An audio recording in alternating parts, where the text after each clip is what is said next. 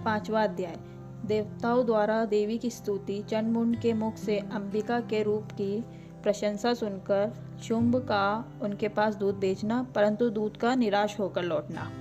ऋषि कहते हैं, पूर्व काल में शुंभ और निशुंभ नामक असुरों ने अपने बल के अभिमान में आकर शची पति इंद्र के हाथों से तीनों लोकों का राज्य और यज्ञ भाग छीन लिए। वे दोनों ही सूर्य, चंद्रमा, कुबेर, यम और वरुण के अधिकारों का भी उपयोग करने लगे। वायु और अग्नि का कार्य भी वे ही करने लगे। उन दोनों ने देवताओं को अपमानित, राज्यभ्रष्ट, पराजित एवं अधिकारहीन करके स्वर्ग से निकाल दिया। उन दोनों महाअसुरों से तिरस्कृत होकर देवताओं ने अपराजिता देवी का स्मरण किया और सोचा, जगदम्बा ने हम लोगों को वर दिया था कि विपत्ति काल में स्मरण करने पर मैं तुम्हारी सभी विपत्तियों का शीघ्र नाश कर दूंगी। यह विचार कर सब देवता गिरिराज हिमालय पर चले गए और वहां पर भगवती विष्णु माया की स्तुति करने लगे। देवता बोले, देवी को नमस्कार है, महादेवी शिवा को सतत नमस्कार है, प्रकृति एवं भद्रा को प्रणाम है। हम लोग नियम पूर्वक जगदम्बा को नमस्कार करते हैं। रुद्रा को नमस्कार है, नित्य गौरी एवं धात्री को बारंबार नमस्कार है, ज्योतिर्मय चंद्र रूपिणी एवं सुख स्वरूपा देवी को सतत प्रणाम है। शरणागतों का कल्याण करने वाली वृद्धि एवं सिद्धि रूपा देवी को हम सतत नमस्कार करते हैं। राक्षसों की लक्ष्मी, राजाओं की लक्ष्मी तथा शिव पत्नी स्वरूपा आप जगदम्बा को बारंबार नमस्कार है। दुर्गा पारा, सारभूता, सर्वकारिणी, ख्याति, कृष्णा एवं ध्रुमा देवी को सर्वदा नमस्कार है। अत्यंत सौम्य तथा अत्यंत रुद्र रूपा देवी को हम नमस्कार करते हैं, उन्हें हम बारंबार प्रणाम है। जगत की आधारभूता कीर्ति देवी को बारंबार नमस्कार है। जो देवी सभी प्राणियों में विष्णु माया के नाम से जानी जाती है, उनको सभी को नमस्कार है, उनको बारंबार नमस्कार है। जो देवी सब प्राणियों में चेतना नाम से जानी जाती है, उनको नमस्कार, उनको बारंबार नमस्कार है। जो देवी सब प्राणियों में बुद्धि रूप से स्थित है, उनको नमस्कार, उनको बारंबार नमस्कार है। जो देवी सब प्राणियों में चेतना नाम से जानी जाती है, उनको नमस्कार, उनको बारंबार नमस्कार है। जो देवी सब प्राणियों में बुद्धि रूप से स्थित है, उनको नमस्कार, उनको बारंबार नमस्कार है। जो देवी सब प्राणियों में निद्रा रूप से स्थित है, उनको नमस्कार, उनको बारंबार नमस्कार है। जो देवी सब प्राणियों में शुद्धा रूप से स्थित है, उनको नमस्कार, उनको बारंबार नमस्कार है। जो देवी सब प्राणियों में छाया रूप से स्थित है, उनको नमस्कार, उनको बारंबार नमस्कार है। जो देवी सब प्राणियों में शक्ति रूप से स्थित है, उनको नमस्कार, उनको बारंबार नमस्कार है। जो देवी सब प्राणियों में त्रिशा रूप से स्थित है, उनको नमस्कार, उनको बारंबार नमस्कार है। जो देवी सब प्राणियों में क्षमा रूप से स्थित है, उनको नमस्कार, उनको बारंबार नमस्कार है। जो देवी सब प्राणियों में जाति रूप से स्थित है, उनको नमस्कार, उनको बारंबार नमस्कार है। जो देवी सब प्राणियों में लज्जा रूप से स्थित है, उनको नमस्कार, उनको निरंतर नमस्कार है। जो देवी सब प्राणियों में शक्ति रूप से स्थित है, उनको नमस्कार, उनको बारंबार नमस्कार है। जो देवी सब प्राणियों में श्रद्धा रूप से स्थित है, उनको नमस्कार, उनको बारंबार नमस्कार है। जो देवी सब प्राणियों में कांति रूप से स्थित है, उनको नमस्कार, उनको बारंबार नमस्कार है। जो देवी सब प्राणियों में लक्ष्मी रूप से स्थित है, उनको नमस्कार, उनको बारंबार नमस्कार है। जो देवी सब प्राणियों में वृत्ति रूप से स्थित है, उनको नमस्कार, उनको बारंबार नमस्कार है। जो देवी सब प्राणियों में स्मृति रूप से स्थित है, उनको नमस्कार, उनको बारंबार नमस्कार है। जो देवी सब प्राणियों में दया रूप से स्थित है, उनको नमस्कार, उनको बारंबार नमस्कार है। जो देवी सब प्राणियों में दृष्टि रूप से स्थित है, उनको नमस्कार, उनको बारंबार नमस्कार है। जो देवी सब प्राणियों में माता रूप से स्थित है, उनको नमस्कार, उनको बारंबार नमस्कार है। जो देवी सब प्राणियों में भ्रांति रूप से स्थित है, उनको नमस्कार, उनको बारंबार नमस्कार है।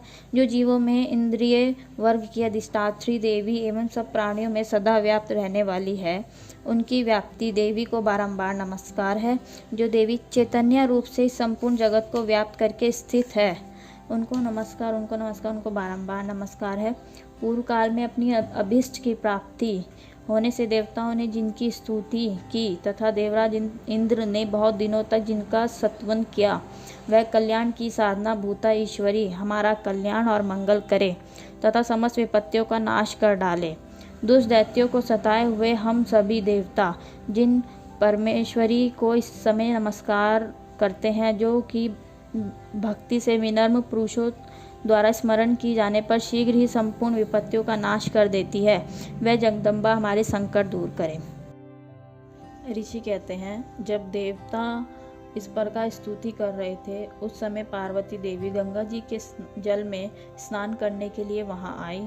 उन सुंदर नेत्रों वाली भगवती ने देवताओं से पूछा, आप लोग यहाँ किसकी स्तुति करते हैं? तब उन्हीं के शरीर को से प्रकट हुई शिवा देवी बोली, शुंभ दैत्य से तिरस्कृत और युद्ध में निशुंभ से पराजित होकर यहाँ एकत्रित हुए ये समस्त देवता यह मेरी ही स्तुति कर रहे हैं। पार्वती जी के शरीर कोश से अंबिका का प्रादुर्भाव हुआ था, इसलिए वे समस्त लोकों में कौशिकी कही जाती है। कौशिकी के प्रकट होने के बाद पार्वती देवी का शरीर काले रंग का हो गया, अतः वह हिमालय पर रहने वाली कालिका देवी के नाम से विख्यात हुई। शुंभ निशुंभ के भृत्य चंडमुंड वहाँ आए और उन्होंने परम मनोहर रूप धारण करने वाली अंबिका देवी को देखा। फिर वह शुंभ के पास जाकर बोले, महाराज, एक अत्यंत सुंदर स्त्री है जो अपनी दिव्य कांति से हिमालय को आलोकित कर रही है। वैसा उत्तम रूप कहीं किसी ने भी नहीं देखा होगा। आसुरेश्वर, पता लगाइए वह देवी कौन है और उसे ले आइए। स्त्रियों में तो वह रतन है, उसके प्रत्येक अंग बहुत ही सुंदर है तथा वह अपने श्रीअंगों की कांति से संपूर्ण दिशाओं में अपनी कांति फैला रही है। दैत्यराज, अभी वह हिमालय पर ही मौजूद है, आप उसे देख सकते हैं। प्रभु, तीनों लोकों में मणि, हाथी और घोड़े आदि जितने भी रत्न हैं, वह सब इस समय आपके गृह में शोभित हो रहे हैं। हाथियों में रत्नभूत ऐरावत, यह पारिजात का वृक्ष है, और उच्च श्रवा घोड़ा, यह सब आपने इंद्र से ले लिया है। हंसों से जुता हुआ यह विमान भी आपके आंगन में शोभा पाता है। यह रत्नभूत अद्भुत विमान है जो पहले ब्रह्मा जी के पास था, अब आपके यहाँ लाया गया है। यह माँ पद्य नामक निधि आप कुबेर से छीन लाए हैं। समुद्र ने आपको किलंजनी नाम की माला भेंट की, जो केसरों से सुशोभित है और जिससे के कमल कभी कुमलते नहीं हैं। सुवर्ण की वर्षा करने वाला वरुण का छत्र भी आपके घर में शोभा पाता है तथा यह श्रेष्ठ रथ जो पहले प्रजापति के अधिकार में था, अब आपके पास मौजूद है। दैत्येश्वर, मृत्यु की उत्क्रांतिता नाम वाली शक्ति भी आपने छीन ली है तथा वरुण का पाश और समुद्र में होने वाले सब प्रकार के रत्न आपके भाई निशुंभ के अधिकार में है। अग्नि ने भी स्वतः शुद्ध किए हुए 2 वस्त्र आपकी सेवा में अर्पित किए हैं। दैत्यराज, इस प्रकार सभी रत्न आपने एकत्र कर रखे हैं, तो फिर यह स्त्री में रत्न रूपा कल्याणमयी देवी है, इसे आप क्यों नहीं अपने अधिकार में कर लेते? ऋषि कहते हैं, चंडमुंड का यह वचन सुनकर शुंभ ने महादैत्य सुग्रीव को दूत बनाकर देवी के पास भेजा और कहा, तुम मेरी आज्ञा से उसके सामने ये बातें कहना और ऐसा उपाय करना जिससे वह प्रसन्न होकर शीघ्र ही यहाँ आ जाए। वह दूत पर्वत के अत्यंत सुंदर व रमणीय प्रदेश में जहाँ देवी मौजूद थी वहाँ गया और मधुर वाणी में विनम्र होकर कोमल वचन से बोला, हे देवी, दैत्यराज शुंभ इस समय तीनों लोकों के स्वामी हैं। मैं उन्हीं का भेजा हुआ दूत हूँ और यहाँ तुम्हारे पास आया हूँ। उनकी आज्ञा सदा सब देवता एक ही स्वर से मानते हैं, कोई उनका उल्लंघन नहीं कर सकता। वे समस्त देवताओं को पराजित कर चुके हैं। उन्होंने तुम्हारे लिए जो संदेश दिया है उसे सुनो। तीनों लोकों के सब समस्त देवता मेरे अधीन है, वह सभी मेरी आज्ञा के अधीन चलते हैं। संपूर्ण यज्ञों के भागों को मैं ही पृथक पृथक भोगता हूँ। तीनों लोकों में जितने श्रेष्ठ रतन हैं वह सब मेरे अधिकार में है। देवराज इंद्र का वाहन ऐरावत, जो हाथियों में श्रेष्ठ रतन के समान है, मैंने छीन लिया है। क्षीर सागर का मंथन करने से जो अश्व रत्न उच्च श्रवा प्रकट हुआ था, उसे देवताओं ने मुझे अन्वत होकर समर्पित किया है। हे सुंदरी, इनके सिवा और भी जितने रत्न और आदि पदार्थ देवताओं, गंधर्वों और नागों के पास थे, वह सब मेरे ही पास आ गए हैं। देवी, हम लोग तुम्हें संसार की स्त्रियों में श्रेष्ठ रत्न मानते हैं, अतः तुम मेरे पास आ जाओ, क्योंकि रत्नों का उपभोग करने वाले हम ही हैं। हे चंचल कटाक्षों वाली सुंदरी, तुम मेरी या मेरे भाई पराक्रमी निशुंभ की सेवा में आ जाओ, क्योंकि तुम रत्न स्वरूपा हो। मेरा वरण करने से तुम्हें अतुल महाऐश्वर्य की प्राप्ति होगी। अपनी बुद्धि से विचार कर तुम मेरी सहचरी बन जाओ। ऋषि कहते हैं, दूत द्वारा इस प्रकार कहने पर कल्याणमयी भगवती दुर्गा देवी, जो इस जगत को धारण करती है, मन ही मन गंभीर भाव से मुस्कुराई और वह इस प्रकार बोली। भगवती देवी ने कहा, दूत, तुमने सत्य कहा है, इसमें तनिक भी मिथ्ये नहीं है। तू शुंभ तीनों लोकों के स्वामी है और निशुंभ भी उसी के समान पराक्रमी है, किंतु इस विषय में मैंने जो प्रतिज्ञा की हुई है उसे मिथ्ये कैसे करूं? मैंने अपनी अल्प बुद्धि के कारण पहले से ही जो प्रतिज्ञा कर रखी है उसे सुनो। जो मुझको संग्राम में जीत लेगा, जो मेरे अभिमान को चूर्ण कर देगा तथा संसार में जो मेरे समान बलशाली होगा, वह मेरा पति होगा। अतएव शुंभ अथवा महादैत्य निशुंभ स्वयं यहाँ आवे और मुझे जीतकर शीघ्र ही मेरा पाणी ग्रहण कर ले, इसमें विलंब ना करें। देवी, तुम अभिमान से भरी हो, मेरे सामने ऐसी बातें मत करो। तीनों लोकों में कौन ऐसा पुरुष है जो शुंभ और निशुंभ के सामने खड़ा हो सके?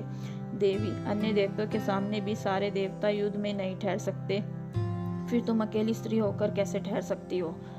जिन शुंभ आदि दैत्यों के सामने इंद्र आदि सब देवता भी युद्ध में खड़े नहीं हो सके, तुम उनका सामना तो स्त्री होकर कैसे करोगी? इसलिए तुम मेरे कहने से ही शुंभ निशुंभ के पास चली चलो। ऐसा करने से तुम्हारा गौरव की रक्षा होगी, अन्यथा जब वे केश पकड़कर घसीटेंगे तब तुम्हें अपनी प्रतिष्ठा खोकर जाना होगा। देवी ने कहा, तुम्हारा कहना ठीक है, शुंभ बलवान है और निशुंभ भी बड़े पराक्रमी हैं, किंतु क्या करूं, मैंने पहले बिना सोचे समझे प्रतिज्ञा कर ली है। अतः अब तुम जाओ, मैंने तुमसे जो कुछ कहा है वैसा बस उल्लास से कह देना, फिर उन्हें जो चीज जान पड़े करें। देवी महात्म्य में देवी दूत संवाद नामक 5वां अध्याय पूर्ण हुआ।